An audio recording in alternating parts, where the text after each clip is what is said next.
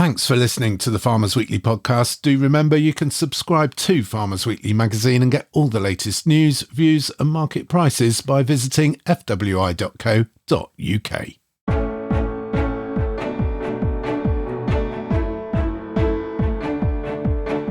It's a half-term break with a meeting with the French bank.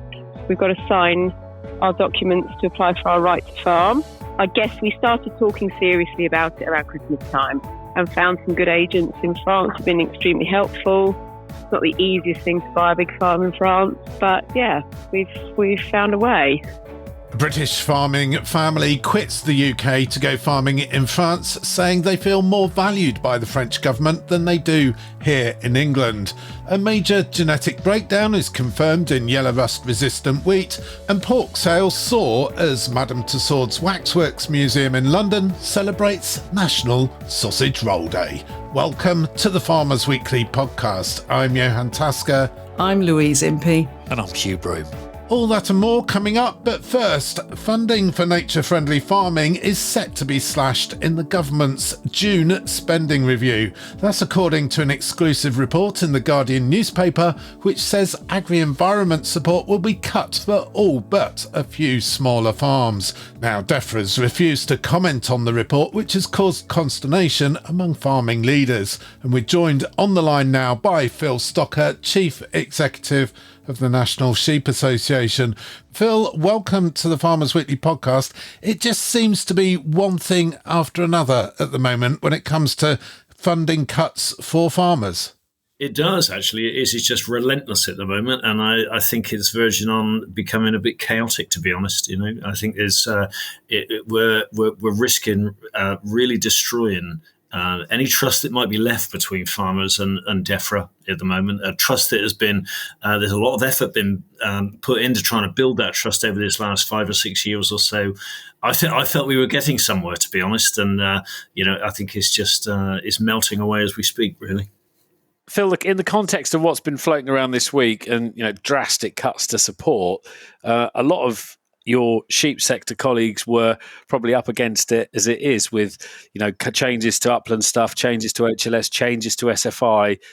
If there is no support, where does that leave them? I think it leaves them in a really difficult position. There is a big question mark about whether some of these upland farms can actually survive without the support of government schemes. And this year, a good number are going to have to, that's what they're going to be faced with, really, because they just lost that access to these schemes. I think a number of them were thinking that this might be for a relatively short period, a 12-month period before the scheme opened again in 2026. But, with what's being rumoured at the moment, it does really beg those questions about whether there is going to be any reliable access to this funding going forwards. And if that's what they're facing, then I guess they got no choice but to be looking at other income sources for their survival. And a lot of them in that case would turn their back on delivering for the environment because they won't be being paid for delivering for the environment. And that's a lose situation in my mind. It really is. It's not helping us delivering to our environmental targets. And in many ways, those farmers will look more at production and farming enterprises to drive their income forward, and the balance and the harmony that I think a lot of us were hoping for will be lost. So it's going to be. And the other thing is that again, it is this matter of confidence and trust. People have just not got a clue what's going on at the moment. It's a strange time in that some of our livestock prices are better than they've been for a long, long time, better than they've ever been in some ways. But there's still this real absence of confidence because of all this turmoil that's going on. But we have had this week, haven't we, Phil, a £30 million boost, I think, as DEFRA referred to it, to HLS payment rates. So that is some good news. And when we consider that many of the people in those schemes were the early adopters who've really done a great deal of good, that is good news or not? Well, it's not bad news, is it? Any uplift in funding has got to be welcome, but it's not going to make the difference that we were hoping for. And to be honest, this uplift is an uplift that should have happened a few years ago in response to inflationary costs, really. So it's not bad news, but it's not something that is going to be our salvation at all.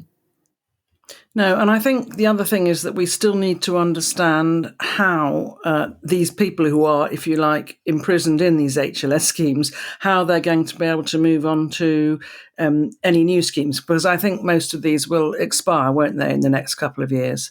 They will, and again, it just raises a whole load of uncertainty, doesn't it? Most of these schemes will expire over these next couple of years, and now with all this going on, there's big question marks about the continuation, and also the continuation of a scheme that makes the delivery of these environmental goods a viable option. So it leaves some huge question marks. So it is welcome. I have to say that, when the 30 million uplift was being talked about a month or so ago, I was quite hopeful it would make a real meaningful difference. It sounds a lot of money, doesn't it? But, when you see the analysis of what difference this is going to make, it's not what we'd hoped for.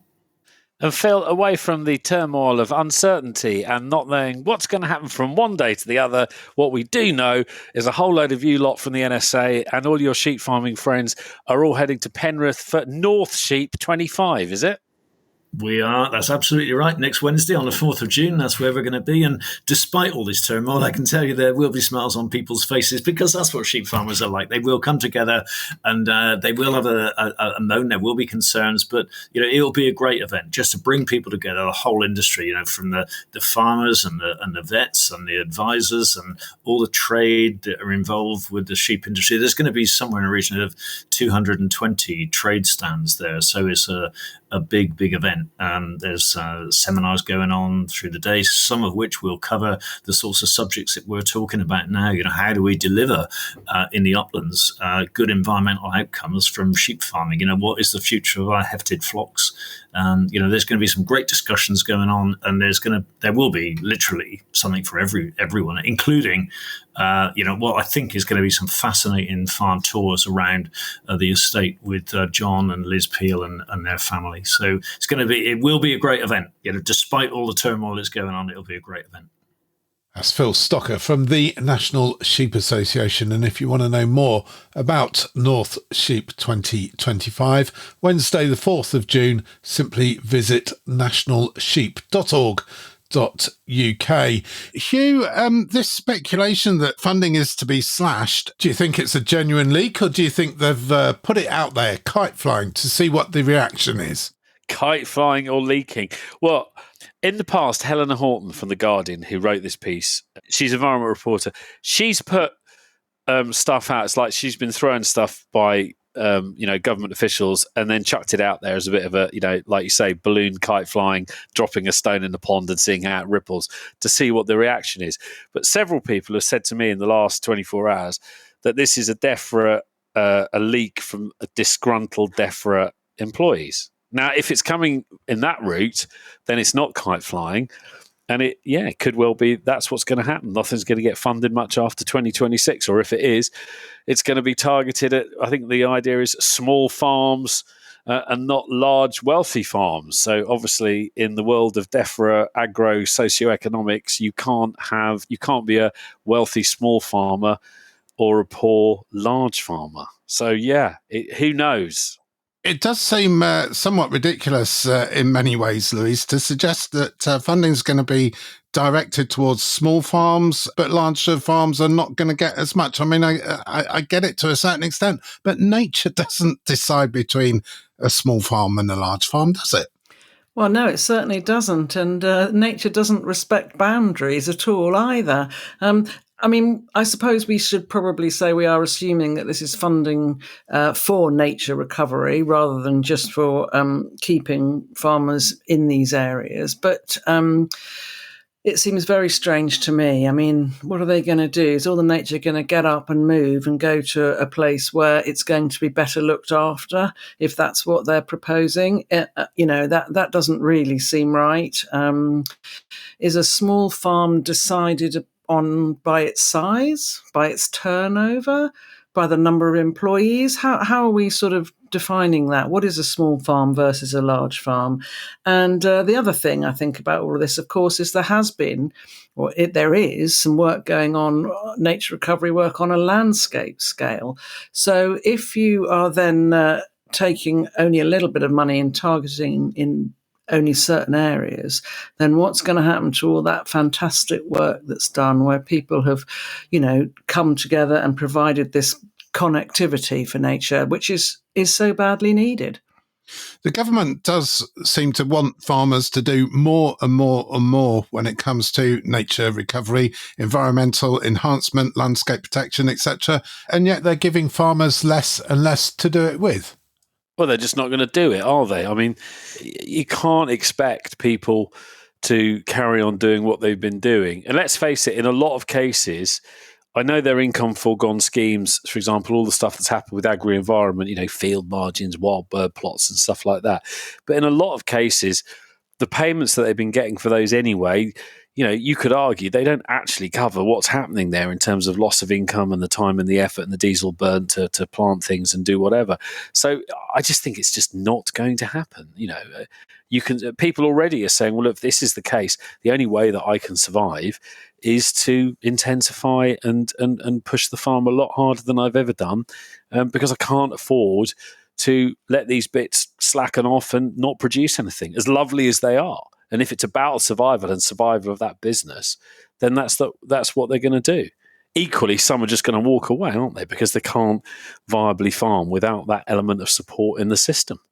And going back to the beginning of the conversation with Phil Stocker, Louise, it does seem like it's one thing after another. The faster phase out of the basic payment scheme, the closure of the sustainable farming incentive to new applications, the suspension of capital grants, and now this. Yeah, I know. It's just another turn, isn't it? I mean, Phil used the word chaotic, I think, didn't he? But I think another word that we could use about all this is conflicting as well. On the one hand, they want farmers to go down a certain route, be more sustainable, provide for nature. And then on the other hand, they take away all that money or don't seem to realise how that money is being used. And, as Hugh pointed out, when you go into one of these schemes now, the newer schemes, the SFI and what have you, there are time and costs associated with all of these actions. So you're not just being paid money for doing very little. You are really committing to this and spending money on the seed or, as you say, the fuel, whatever it might be. And the other thing, I think, which I've really noticed is how much farmers have been enjoying doing this work. And that's, they've really got some job satisfaction out of this. So what a shame if all these rumours are correct, because I think we'd come really quite a long way. And now it looks as though we're just coming to a halt. The Farmers Weekly Podcast.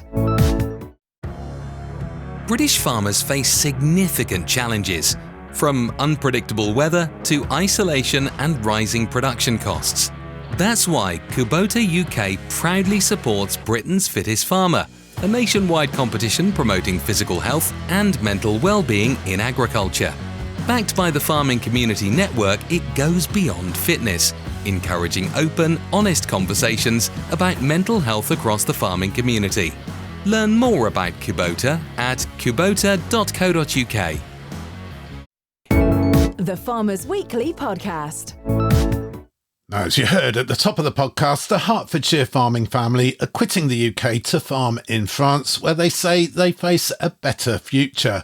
Joe Franklin and partner Rob Hodgkins are spending half-term in Limoges with their 3 young children, signing documents and preparing for the big move. Earlier, I caught up with Joe during a lunch break while she was getting to grips with the French banking system, and she told me why they were leaving the UK. A half-term break with a meeting with the French bank, and we've got to sign our documents to apply for our right to farm. So we're just down at the lake at the minute, and the kids have been digging and having lunch, and now we're off to the first farm to go and sign the right to farm. So it's, mix and match. A big decision, Joe, not something that people do on a whim, moving to another country. You probably think we thought about it harder than we actually really did. I guess we started talking seriously about it around Christmas time. We've looked at a few farms. We had an eye on Australia's and New Zealand's have kind of made it pretty difficult to invest out there. And I'm not super sold on them as being the right place to go. So we've just been having a look round, really, and found some good agents in France who've been extremely helpful. It's not the easiest thing to buy a big farm in France, but yeah, we've found a way. A country notorious for its bureaucracy, Jo, how have you found the whole process? There's a lot of red tape, but once you get farming, there's less red tape. So the entry is harder. But once you're here, I mean, there's no red tractor, for instance, no assurance. But everybody's been very positive, very helpful. Bank are extremely positive and helpful. They want more professional farmers. They want people, we're bringing good sheep genetics with us. What do I want to say? We're bringing progress to their farming industry, You seem almost to be saying, Jo, that already you feel more valued by the French government or the French system as a farmer than you do in the UK. Oh, yeah, and all the people. Everybody cares what they eat here. Lunchtime is still an hour of your day where you sit down together. The children at school all sit and eat a 3-course lunch together, which we've just looked around schools this week with the kids, and they'd had carrot salad for starter, then they'd had steak, sauté potatoes, and then strawberries and cream for pudding. We haven't seen anything like that offered to our children at school dinners, and it was about half the price of a UK school dinner. Everybody cares, don't they, about their food, and then so you've got everybody on your side. So when's the big move then, Jo? When do you and Rob hope to be in France with the children permanently? Will you get there for this autumn? No, it takes a long time because you have to apply for a right to farm, which takes about 4 months. And then you have to apply for your visas, which takes between 6 weeks and 12 weeks. So we will hope to be out there. 2nd of January is the big sign. So you're pretty much selling up here completely, Jo. Can't take much with you. Got to leave the sheep at home in the UK too. Yeah, so the dairy flock and the Romneys and the performance recorded Romneys. We've got some very high-tech sheep, if you like, that we've invested heavily in and thoroughly believe in. And unfortunately, we can't take them. We'll take genetics. We'll get some genetics on ice and take them. And we've got, when you could export sheep, we have got some genetics. They're a bit old now, but we've got some genetics in Europe. So we hope to be able to buy from those customers to buy something back. But yeah, frustrating. So we need to make a good deal of selling these ones because buying them back is going to cost us a fortune out here at the minute. That's Hertfordshire farmer Jo Franklin and partner Rob Hodgkins and their children making a new life for themselves this half term in France. Louise, you actually spoke to Jo a few weeks ago about the future of farming in England. Yes, I have. And in fact, it was a piece done with 9 farmers all around the country, actually, asking them about what the future looked like for them. And Jo didn't actually tell me at the time that they were thinking about moving to France, but she did outline the fact that that their business model really just wasn't going to work when the schemes that they're in at the moment, so Countryside Stewardship and SFI, when they end, which I think is just in a couple of years' time, then she felt that they'd reached a barrier, I suppose. I mean, technically, their technical performance on the farm is really very, very good. As she said, that their yields are just as good as everybody else's, and their costs are lower, and they know that because they take part in these benchmarking initiatives and what have you. And actually, they are working all hours. Well, if they're not careful, they'll just be working all hours just to pay the rent. And obviously the costs of employing people have gone up, and they had to let 2 people go because of that. She has looked at these private funding schemes and, they've worked quite closely with water companies. They're also in the right area in Hertfordshire for Lens and for some of that funding. But she said, those things come and go. They can't really rely on them, just the same as premium markets come and go. So she's tried, milling wheats and growing specialist crops and all sorts. So I think she didn't really feel that they had a great option. You have to remember that I think they've got 27 landlords, 27 different landlords. And with BPS going, most of their landlords were looking for some sort of a rent increase. And because they've got, really quite numbers of sheep and they move them around on this land, with the fencing grants being suspended as well, the whole thing just wasn't really going to stack up for them and going to work, I say, without them just having to work all hours that God sends just to pay the rent. Moving house is difficult enough. Moving farm is a whole different ball game. Moving farm to another country, different again. There's a whole load of stuff that Joe and Rob can't take with them, including the sheep, Hugh. They're leaving the sheep behind. Yeah, they are. I think probably because there's obviously blue tongue going on, but I think the main reason would be there's no border post to check. There's no live animals going into Europe from the UK. There hasn't been since Brexit, since we came out of the EU, because there's no actual border post to do veterinary checks to go in. So they were, before blue tongue, you could bring like heifers from Holland into the UK, but you couldn't take a Charolais bull or any animal for that matter from the UK into the EU. Obviously, blue tongue's come along and complicated it. But look, I don't blame these guys. It's always quite exciting when you see some of the lovely farms in France. And I was saying earlier, I have this drip feed of chateaus. I don't know why it's chosen me, but on my Facebook feed, it's got these French like big houses that are absolutely knackered. I mean, they have to have a fortune spent on them. And you can buy these giant castles for like 200 grand, and they look quite exciting and quite enchanting. I can see why they want to go. I totally get it, and the very best of luck to them, because there's some great opportunity out there, particularly if they really want to go at it in farm, because the French have the advantage, and that most of certainly 2 years ago, they had not only the CAP money, but they had a member state contribution of circa 30% on top of that, something that we never had, even when we were in the CAP. We just got the Brussels check distributed, and that was it. Oh, those were the days, weren't they? So they get that hike up as well, and plus all of the cultural things, and really exciting. We'll have to go out and see them once they get settled in. Yeah, we will. This is exactly the sort of story that we want to be following. And Louise, exactly too, the sort of farmers that the UK as a country doesn't really want to be losing. Joe Franklin, Rob Hodgkins, both innovative farmers, entrepreneurial, both Nuffield scholars. I can understand what they're doing, but really and truly, sad to see them go. Not good to be losing some of our best and brightest British farmers. No, that's not good. And they've always had this ambition to buy a farm. Obviously, I think originally they hoped it was going to be in the UK, but that at the moment isn't an option for them. But yeah, no, Joe and Rob, they're both Nuffield scholars. I think actually that's how they met.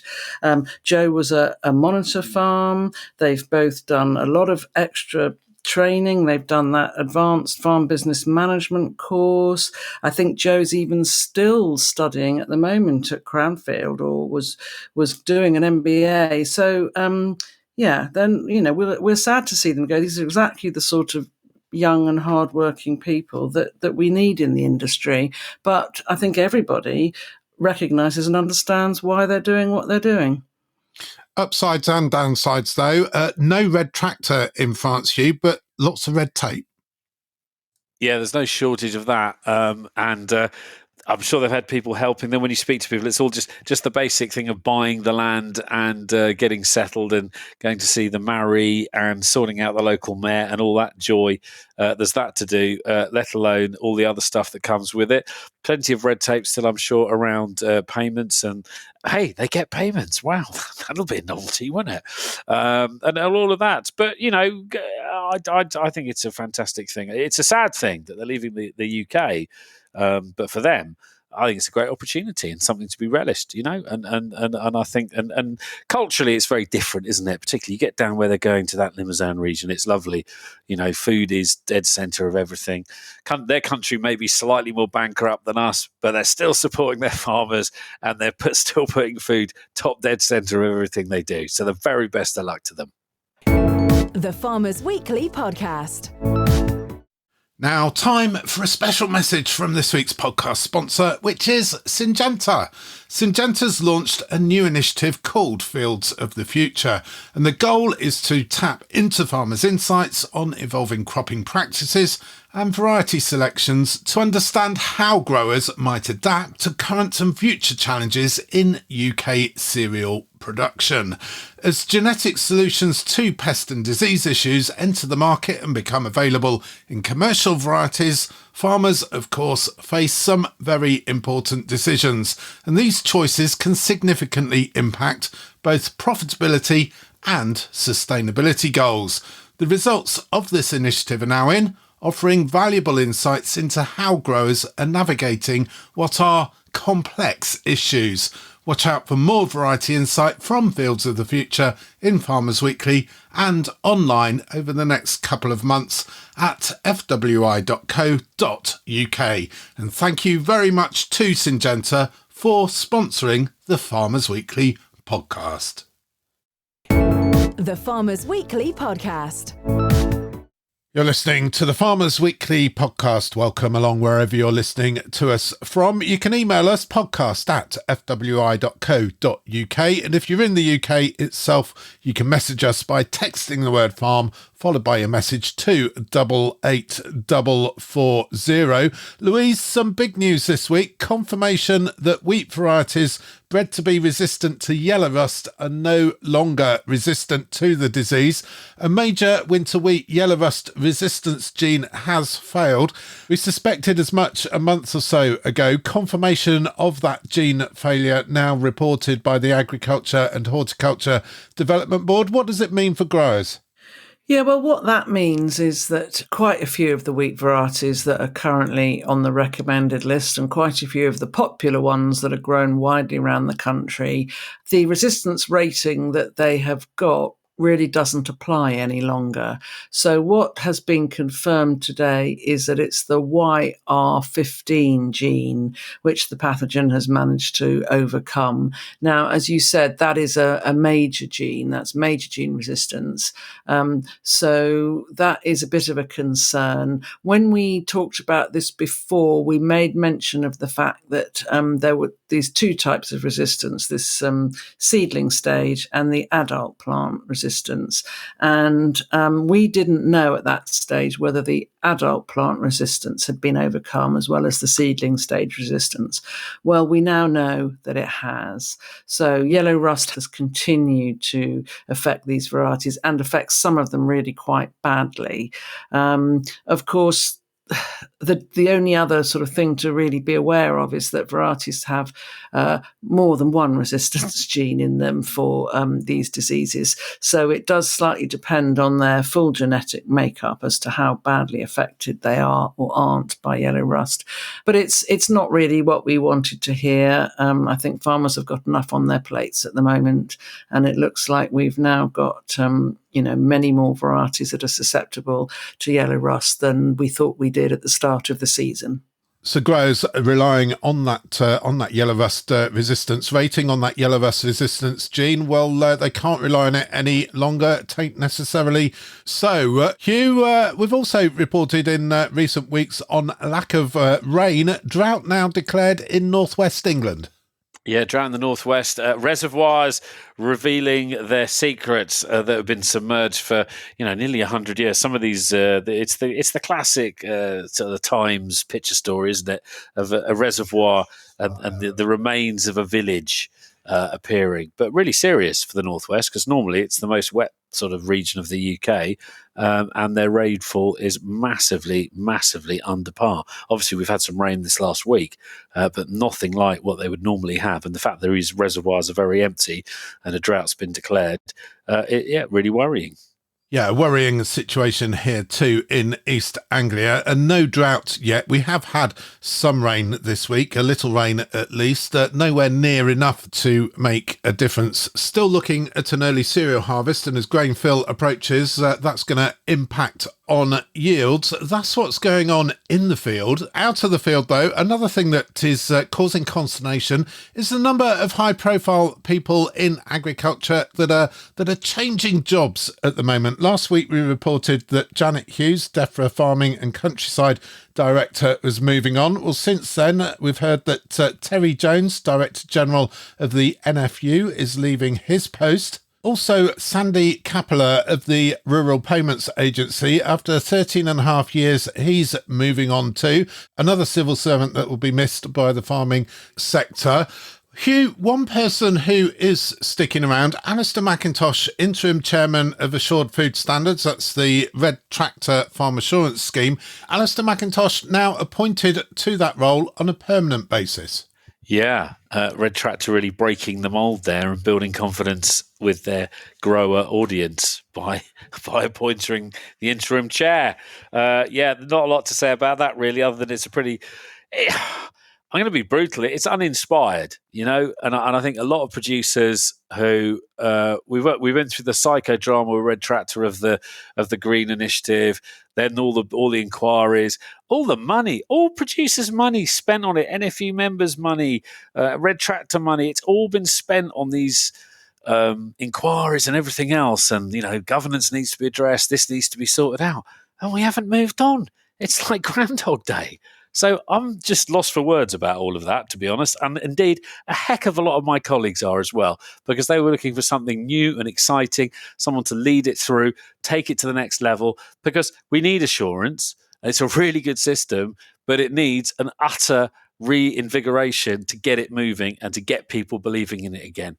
You can understand why, Hugh Louise, that some people are referring to this as part of the Kim Il-Jim regime. Jim Mosley, Chief Executive of Assured Food Standards, overseeing everything Red Tractor. Yes, Alistair McIntosh, the first farmer to be appointed chairman, but Alistair's got a job on his hands if he's going to show that things are changing for the better, that this isn't just business as usual, Louise. Well, I have to admit that the farms that I've been on in the last few weeks who have just had their Red Tractor audit have all said, you know what, nothing has changed. It's just as awful as it ever was. Some things staying the same then in terms of personnel, other things changing, Hugh. Yes, lots of movements. Terry Jones, he's done 10 years as Director General. He's been at the NFU a lot longer from that, so fair play to him. I think, given all that's going on, bless him, he fancies a bit of a change. So yes, it's never a dull day in the world of land-based HR at the moment, certainly revolving doors. And Sandy Capella at the Rural Payments Agency, Louise, he's going to be missed as well. Very much somebody willing to engage with farmers in much the same way that Janet Hughes has done at DEFRA. Yeah, he is another person that the farmers are really going to miss. You know, he was another person that was prepared to engage, took time to understand where the problems were, if there were problems, and really wanted to get them solved. And he took on individual farmers' issues when, you know, they were hitting their heads against a brick wall. So that is a shame. Again, hopefully there are other very competent people who've been working for the RPA, someone who's very obvious who can fill those shoes, but they will be difficult ones to fill. Lots of changes in the job market then. Some jobs, though, remaining the same. Hugh, the commodity markets, what sort of changes are we seeing there? Thank you very much, Johann. Finished their deadweight this week, 678.3. That has come down. That's come down. That's come down, getting on for like 10p again on the week. If you go back last week, it was 687.9. Go back a year, 482.7. So it's still well over the average or the tracking average. If we look at the live weight, 374.1, that's gone up actually 2 pence on the live weight. To the sheep rigs, and that's actually gone up. The SQQ deadweight this week, it's gone up quite a bit, about 80p. 7.53 dead is this week's SQQ dead weight for sheep. The live weight, 348.3. That's dropped back about 4p on the week. Pig price, 206.7. So it's gone up half a penny on the week. And to the arable market, there is a vague, it's pretty pathetic, really. It's not really an inkling of cheer. It's £1.50 here and there. Feed wheat, 162.4. That is up £2.40 on the week. Milling wheat is 178.70. That is up a massive 70p on the week. There you go. That'll sort your farm margin out. Feed barley, £151.70. That's gone up about £2 on the week. Oilseed rape is up £4, £434 dead. Feed peas, £212.70. That's up £3 on the week. Feed beans, £222.30. That is also up £3 on the week. If you are buying diesel this week, as we predicted last week, with a slumping crude market, the red diesel price has dropped nearly another penny this week. The Wednesday morning ring round revealed that you should be paying about 62.35 pennies per litre of red diesel. The Farmers Weekly Podcast. And finally, here's some special news. Thursday, the 5th of June, National Sausage Roll Day. A special day of celebration for the pork and pastry snack. Sales are soaring, with bakery chain Greggs saying it sells 1 million sausage rolls every day. And to celebrate, a special sculpture of a sausage roll will go on display this month at Madame Tussauds Waxworks Museum in London, alongside celebrities such as Sir David Attenborough, Shakespeare and Stormzy. So is this a clever marketing ploy, or are sausage rolls really flying out of the doors of cafes and bakeries? Well, market research company Kantar says bakery sales of pork-based products rose 8.3% last year, despite a 6.6% price increase. Agriculture and Horticulture Development Board Consumer Insight Analyst Alicia Zane. It is quite unusual. I think it's not what we would typically see, but it's not exactly unexpected because sausage rolls have been doing quite well. And it's not just sausage rolls, actually. We're also seeing the same performance across products that are quite similar to sausage rolls, actually. So one of the things that we look at AHDB, or one of the markets that we look at, is the food service market. And this includes, different food service channels such as full service restaurants, and that means dine-in. We look at quick service restaurants such as fast food joints and stuff. But most importantly, one of the channels that we look at is cafes and bakery channels. And this includes, bakeries, sandwich, as well as salad shops. And the thing is that these channels, the cafes and bakery channels, have remained quite resilient in the food service market in 2024. And this is really beneficial for pork, actually. And we can really see it quite clearly because pork is heavily overtrading in this channel, and it's making up 42.5% of all pork dish volume sales in the food service market alone. And one of the dishes that's doing quite well includes, of course, sausage rolls. And it's not just that, it's also the same thing for bacon butties and other pork-based pastries as well. Many of us do indeed like sausage rolls, Alicia, not just from Greggs, but other bakeries too. Gales, independent shops, they are selling well. This 8.3% year-on-year increase in volume of sales, despite this 6.6% price increase, as popular as ever. People are still buying them. They really are still buying them, and it's doing really well, as you can see, because while 6.6% it is a price hike, but it is considered quite moderate. And more importantly, consumers are willing to absorb that price hike because sausage rolls, it's something that's quite versatile, quite practical, and really convenient for consumers because it really is the perfect meal when you just want to have something to grab and go, or you just want something as a snack, which is really convenient for, say, people who are working and they just want something to grab and have it at the office. So what this means is that consumers are more than willing to accept this really moderate price increase as long as the product really meets their need for convenience. Alicia Zane from the AHDB, thank you. Hugh, sausage rolls flying off the shelves. Well, it just shows how popular they are. I'm not a big sausage roll fan, but it doesn't surprise me at all. And particularly, actually, it's the food on the go thing that I think is really, when you look at the expansion, and I'm thinking specifically here of Greggs, and I know they're a bit about this story with the Madame Tussauds thing. That expansion and what they've invested and the investment that they've got into that business over the last 10 years is quite, it's really impressive. And when you look where they've put these little shops in the sides of garages, they've done JVs with garage chains, they've done all sorts to get those in. Yeah, people are time poor, obviously still cash rich because they can afford to pay for pork snacks and treats, even though they're at, 16-18% up on retail value. So yeah, it's just a reflection of our busy city urban lifestyles and the fact that we can slip in a sausage roll whilst we're on the move. Louise, sausage roll for you or more of a steak bake? Do you know, I've never actually been to a Greggs, but perhaps we shouldn't really admit that. But I'm not sure which one of those I would go for. I've seen the sort of publicity around this, around the Madame Tussauds bit, that the price of a sausage roll in Greggs has gone up from £1 to £1.30. But of course, that's really still pretty good value, isn't it, compared to the cost of some of the other snacks and compared to the cost of buying a takeaway coffee now. So, what are they saying? It's a national treasure, aren't they? Yeah, a national treasure alongside the likes of Sir David Attenborough, Shakespeare and Stormzy. The sort of iconic cultural status that we can only hope for here on the Farmers Weekly podcast. Well, that's about it for this episode of the Farmers Weekly podcast. We do hope you've enjoyed what you've heard. If you have, please do subscribe to us wherever you get your podcasts, and please do, as always, leave us a 5-star review. We'll be back next week with all the latest news, views and analysis of all the biggest stories in UK agriculture. But for now, until next week, I'm Johann Tasker. I'm Louise Impey. And I'm Hugh Broom. Thank you for listening.